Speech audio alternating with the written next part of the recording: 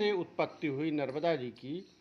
नर्मदा जी का उत्पत्ति का स्थान जो है अमरकंटक है, जिसको कि मेकल अथवा ऋष्य पर्वत कहते हैं। अमरकंटक पर्वत से निकलती हुई नर्मदा पश्चिमी गामिनी होकर खंभात की खाड़ी में पश्चिम समुद्र में मिली हैं।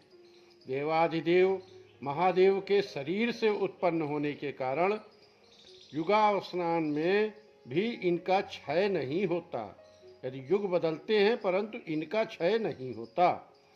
प्रलयेषु न मृता सा नर्मदा, प्रलय में भी माई नर्मदा का क्षय नहीं होता।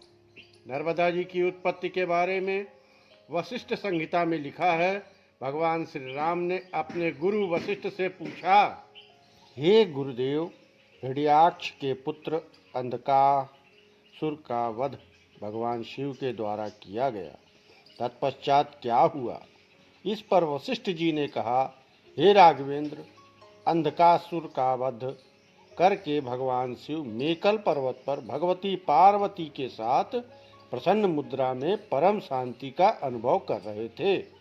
उसी समय इंद्र, चंद्र आदि देवताओं को साथ ले भगवान विष्णु वहां आए और पापों से मुक्त होने का उपाय पूछकर प्रभु की स्तुति करने लगे।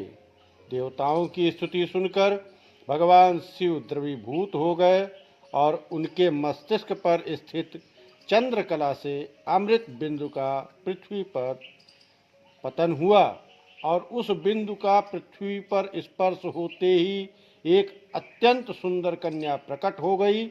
उसकी तेजोमय प्रभा से देवताओं का तेज मंद पड़ गया। वे सब उसकी स्तुति करने लगे। हे शरणापन्नों का रक्षण करने वाली तथा संकटों को दूर करने वाली देवी, आप पापों से हमारी रक्षा करें।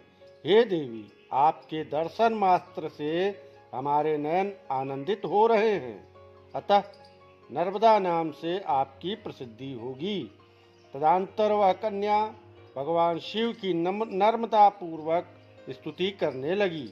हे देव, आप हमारे जनक हैं, साथ ही संपूर्ण चराचर के स्वामी हैं। दुष्कर काल में भी आपसे ही शक्ति का ग्रहण करता है। प्रभु, इस समय मुझे क्या आज्ञा है जिसका मैं अतिशीघ्र पालन करूं? शिव जी ने कहा, तुम शीघ्र ही जल रूप धारण कर पृथ्वी पर प्रकट हो और संसार के ताप से पीड़ित जीवों का उद्धार करने वाली हो जाओ।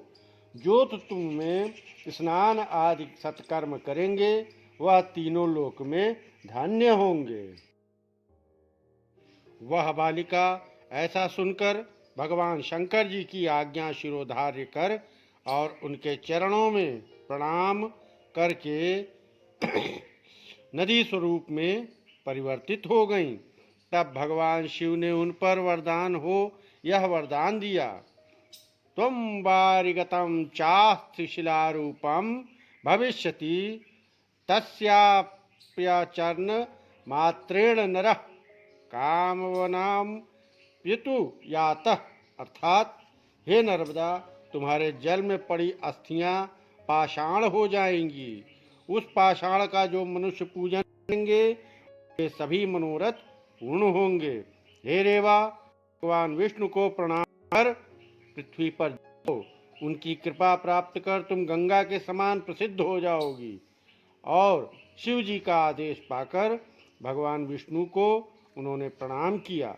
उस समय विष्णु जी ने उन्हें वरदान दिया था, तुम बड़ी भाग्यशालिनी हो, तुम्हारे जल में स्थित सब पाषाण शिव तुल्य होंगे, तुम सब पापों को हरने वाली होगी। नर्मदा अवतरण के संबंध में दूसरी कथा इस प्रकार है, जो कि आपको अगले पार्ट में मैं फिर बताऊंगा। तब तक के लिए नर्मदे हर, नर्मदे हर, नर्मदे।